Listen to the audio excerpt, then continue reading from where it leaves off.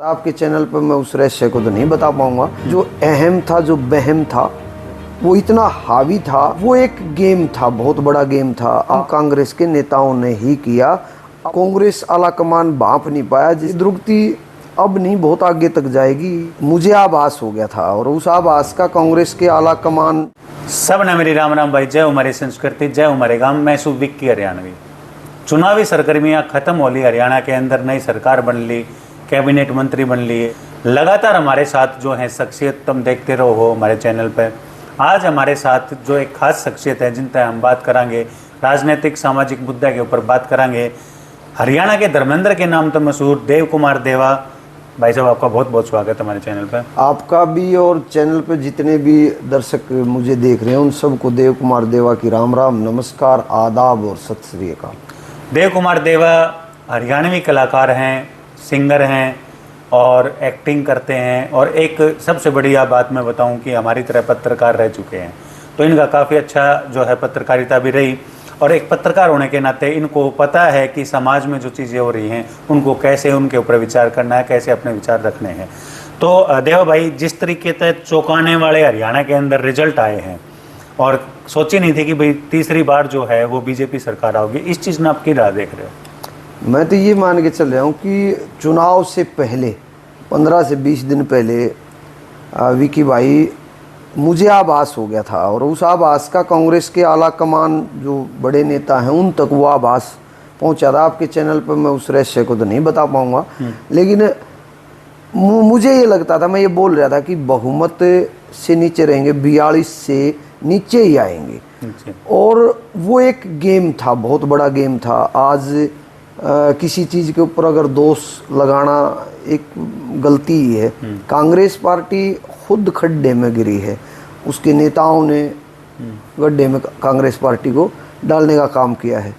पूरा मीडिया, आप भी, हमारे जैसे भी और भी बहुत से लोग कि बहुमत तो आएगा, लेकिन बहुत से जो विशेषज्ञ थे, जिन विशेषज्ञों से मेरी भी बात हुई, एक अंडरकरंट था एक अलग तरीके का, और उस तरीके को कांग्रेस आलाकमान भांप नहीं पाया, जिसके कारण ये दुर्गति हुई है। जो और ये दुर्गति अब नहीं, बहुत आगे तक जाएगी। इतना बड़ा गेम प्लान था। जिस तरीके से कांग्रेस के अंदर अंदरूनी कलह थी, क्या वो भी एक बड़ा कारण रहा है? वही कोई कांग्रेस के मैं मीडिया में देख रहा था, आप जैसे भाइयों के चैनल के माध्यम से, प्रिंट मीडिया के माध्यम से, इलेक्ट्रॉनिक मीडिया के माध्यम से, कि ईवीएम पे दोष मंडा जा रहा है। ऐसा कुछ नहीं था। कांग्रेस में जो खींचतान थी, जो अहम था, जो बहम था, वो इतना हावी था कि वोट को अपने में कन्वर्ट करने की बजाय वोट को, उस अहम और बहम ने वोट को भारतीय जनता पार्टी में कन्वर्ट करने का काम कांग्रेस के नेताओं ने ही किया। अपने आप में, अपने स्वयंभू जो अपने आप को मानते थे, उन लोगों को बर्दाश्त नहीं कर पाई यहाँ की जो छत्तीस बिरादरी है वो।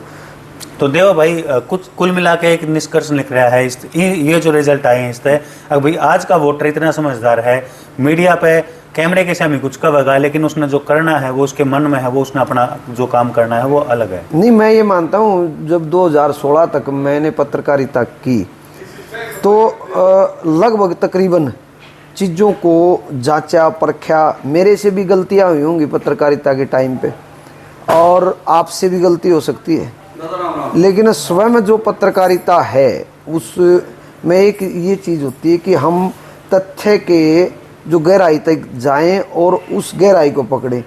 ये एक खामखा की बात है कि भी कांग्रेस सरकार आ रही है, ये कुछ लोगों का एक मनगढ़ंत कहानी थी, मनगढ़ंत एक चीज़ें थी। सरकार का अगर हम खंगालते, अंदर तक जाते, तो पता चलता कि भारतीय जनता पार्टी कहीं भी कमज़ोर नहीं थी।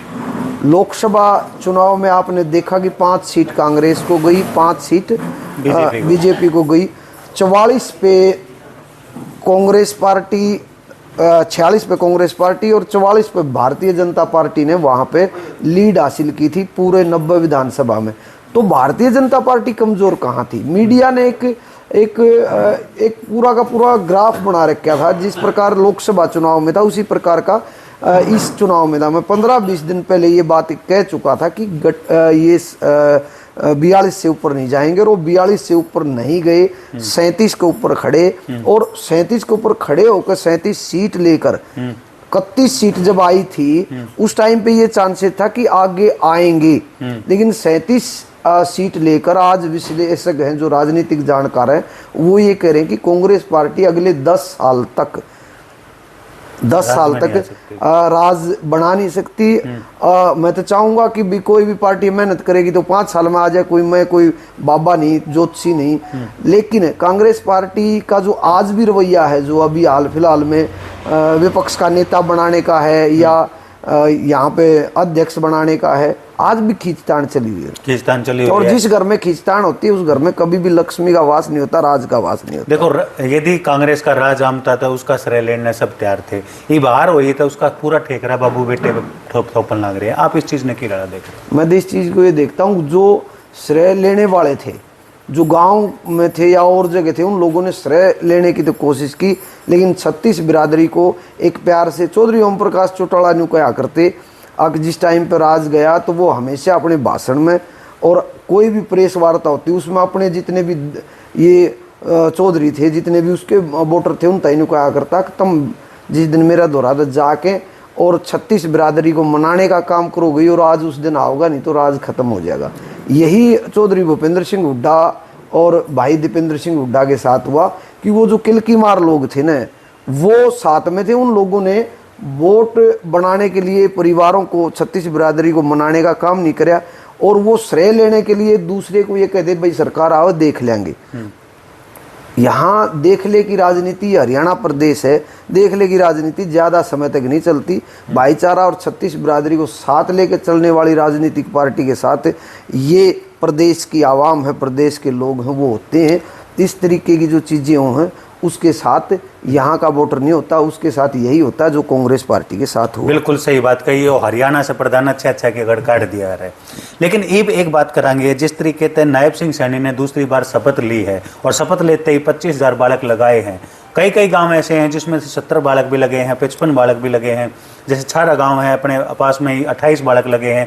छोटे गांव में 8-10 बच्चे लगे हैं। इस चीज़ में आप कैसे देख रहे हो? बिना पर्ची खर्ची के गरीब का बच्चा लगन लग रहा है। देखिए, बिना पर्ची खर्ची का जो मामला था ना, उसने पूरा काम कराया है। लोग बिना खर्ची पर्ची के, उसमें कहते कांग्रेस के जो नेतागण थे वो फिर से ये कह रहे थे कि पर्ची खर्ची आएगी। ये इफेक्ट बहुत खतरनाक पड़ा है। आज हमारे गांव में चमार समाज से, रविदासिया समाज से 2 भाई इतने खुश मेरे पास आए, बोले भाई साहब हम नौकरी लाग गए हाँ, और हमने कभी जीवन में नहीं सोचा था। मैं माननीय मुख्यमंत्री नायब सैनी जी, जो कि एक हसमुख मिजाज के मुख्यमंत्री हैं, उनकी सरकार को बधाई देता हूँ। बहुत छोटा सा आदमी, एक छोटा सा कलाकार हूँ, छोटा सा पत्रकार हूँ, लेकिन उन्होंने जो 36 बिरादरी के लिए सोच कर खुद जिस दिन ज्वाइनिंग की शपथ ली है, उसी के साथ 24,000 घरों में चूल्हा जलाने का जो काम किया है। और ये मान के चलिए अपनी रेस में अगले 5 साल बाद चुनाव होगा, उस रेस में कम से कम 100-200 मीटर की दूरी कांग्रेस पार्टी से लीड बना चुके हैं। बिल्कुल बना चुके हैं। इसको पार करने के लिए कांग्रेस पार्टी को एकजुटता दिखानी पड़ेगी। ये नहीं कि भाई दीपेंद्र हुड्डा हमसे अलग है या माननीय भूपेंद्र हुड्डा जी हमसे अलग हैं, क्योंकि उन्होंने काम किए हैं सारी चीज़ें, लेकिन अपनी रणनीति बदलनी पड़ेगी। मैं पिछले भी इंटरव्यू में आप जैसे पत्रकार साथी के साथ बैठा था, जब तक रणनीति नहीं बदलेंगे तो वही हर्ष होगा जो चौटाला परिवार का हुआ, देवीलाल परिवार का हुआ। अब अपने पास है वहाँ बेरी में बढ़िया इलेक्शन लड़ा अमित भाई के साथ, अपने एक पिलर की तरह खड़े थे। बेरी में अमित अहलावत निर्दलीय के तौर पे थे और 25,000 का जो वोट ली, बहुत अच्छी वोट है पहली बार इलेक्शन लड़ते हुए। कहाँ कमी रह गई? कमी मैनेजमेंट की कमी थी। दूसरा, जहाँ हम जिस इलाके से आते हैं, वैसे मैं गोतनाथ की राजनीति, गोतनाथ की बातें करने में मैं मतलब इसकी वो करता हूँ, निंदा है कि भी मैं 36 बिरादरी एक कलाकार होने के साथ मुझे नहीं पता चलता कि मेरे पीछे बिरागी उससे है या ब्राह्मण समाज से बजाने वाला या धानक समाज से, किसी भी समाज से हो सकता है। उनके साथ रोटी खाना, उठना बैठना, ये जो जातिवाद की बात है इनसे दूर हूँ। लेकिन फिर भी अगर जिस इलाके में हम जिस गांव में हैं, इस गांव से डिगल हरियाणा प्रदेश का एक पंचायत का बहुत बड़ा गांव है, पहला गांव है। इस गांव की 36 बिरादरी ने पूरा साथ दिया, 4600 वोट दी। थोड़ा सा और साथ दे देते, एक यहाँ से बूमर फैली कि भी डिगल साथ नहीं है, ब्राह्मणा साथ नहीं है, गांगटान साथ नहीं है, जो हमारे लगते गांव थे जिसको हम कुणबा मानते, परिवार मानते हैं, वो साथ ना दिखना। सिर्फ इसलिए साथ नहीं दिखना कि एक पूरा का पूरा एक जाल बुना हुआ था कि भूपेंद्र सिंह हुड्डा की सरकार आ रही है, सरकार आ रही है, नौकरी लगेंगे। नौकरी तो अब लगे हैं, वो उस टाइम पे तो चेक करके लगने थे। भाई इसको, ये सामने बैठा है, इसको लगवाएंगे, तो 4 आदमी लेके जाते, एक परना और एक पैन होता, वो लोग उसको गाड़ी में 3 बार 4 बार तेल फूकते और फिर जाके भूपेंद्र हुड्डा और दीपेंद्र हुड्डा द्वारा अपने नाम चमकाते कि जी इसको नौकरी दे दो। वो झुका के जो काम करने का सिस्टम था ना, उस सिस्टम से लोग बिल्कुल दुखी हो रहे थे। और इसलिए तो बीजेपी आई। और अमित को जो नुकसान हुआ है, हम ये मान के चलते हैं कि अमित को 10 से 15 हज़ार वोटों का नुकसान हुआ। 25 हज़ार पहली बार लड़ने वाला, और 25 दिन में हमने 25 हज़ार वोट इकट्ठा करके हम अपनी जीत मान के चल रहे हैं कि इस इलाके को 32 साल का युवा जो काम करने वाला है वो मिला है और लोगों ने विश्वास जताया है। हम इस 25 हज़ार को जीत के रूप में मान के चल रहे हैं कि हमारे पास पूरा ग्राउंड है लड़ने के लिए। बिल्कुल। हमारे पास मैदान है कि हम कुछ भी कर सकते हैं, लोगों के बीच जा सकते हैं, 36 बिरादरी के साथ खड़े होकर उनके काम करवाने का अब समय है। 25 हज़ार वोट का जो नेता होता है वो, विकी भाई आपकी नज़र में भी वो लोगों की 25 हज़ार लोगों की भावनाएं उसके साथ जुड़ गई, और 25 से 50 होने में कोई बड़ा समय नहीं लगेगा अगर हम ग्राउंड में रहेंगे तो। देव कुमार देवा अमित की टीम के एक बहुत अच्छे खिलाड़ी हैं, तो आगे की रणनीति क्या रहेगी? आगे की रणनीति यही है कि लोगों से मिलेंगे और लोगों के सुख दुख में रहेंगे। छोटे मोटे जो भी कार्यक्रम उसमें 49 गांव हैं, 36 बिरादरी के साथ कोई भी चीज़ें हैं, मिल बैठ के उनको सुलझाने का काम। जितना मेल मिलाप हम रखेंगे उतना लोग हमें गले लगाएंगे, जितनी दूरी रखेंगे लोग हमें धुदकार देंगे। इतना ही खेल है। और राजनीति यही कहती है, राजनीति भाईचारा और 36 बिरादरी को साथ लेकर चलने से होती है। क्योंकि जब राज भाग उसमें होता है, आदमी के पास होता है, उस टाइम पे आदमी काम करे, लोगों के काम करवाए, तो इस तरीके का ही खेल है। खेल है।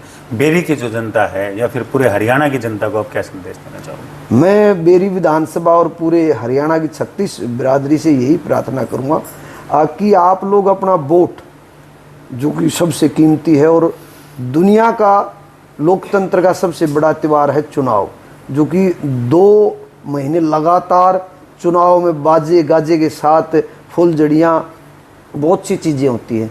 उस टाइम पे उसमें बहके नहीं, अपने विवेक से, अपने दिमाग से कि कौन नेता, कौन सरकार हमारा भला कर सकती है, 36 बिरादरी को जोड़ सकती है, जातिवाद से ऊपर उठकर काम कर सकती है, उसको मत डालें।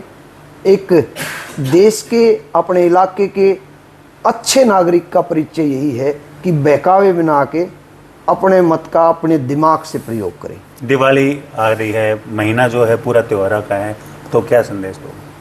दिवाली के अवसर पर, क्योंकि दिवाली आ गई और अभी एक दिवाली गई है चुनावी दिवाली, और एक दिवाली वो आ गई जिस पे बुराई पे अच्छाई की विजय हुई थी। इसलिए आप सबसे यही प्रार्थना है कि प्यार प्रेम से, नशे से बचें, शराब का सेवन ना करें, जुआ ना खेलें। ये हमेशा एक छोटे से हम थे तो किताबों में एक पाठ आया करता दिवाली के ऊपर बुराइयों से बचने का, और बुराई से बच के भाईचारे के साथ दिवाली मनाएं, आगे बढ़े, इस देश को, प्रदेश को, अपने गांव को, अपने इलाके को आगे बढ़ाने का काम करें। नौजवानों को शिक्षा में, नौजवानों को बिजनेस में और नौजवानों को खेल में डालें, ताकि देश ताकतवर हो सके। और जिस देश का नौजवान ताकतवर है वही देश सर्वश्रेष्ठ है विश्व में। बहुत बहुत धन्यवाद। तो ये थे हरियाणा के धर्मेंद्र के नाम से मशहूर देव कुमार देवा, एक उम्दा कलाकार, उम्दा पत्रकार। आपके सामने सामाजिक मुद्दे और राजनीतिक मुद्दे पर चर्चा करी। लगातार देवा भाई तो मिलते रहेंगे, न्यू चर्चा करते रहेंगे। एक काम तुम भी कर दियो भाई, वीडियो ने घनी शेयर कर दियो, चैनल ने सब्सक्राइब कर दियो। सब ने मेरी राम राम। धन्यवाद। सब ने मेरी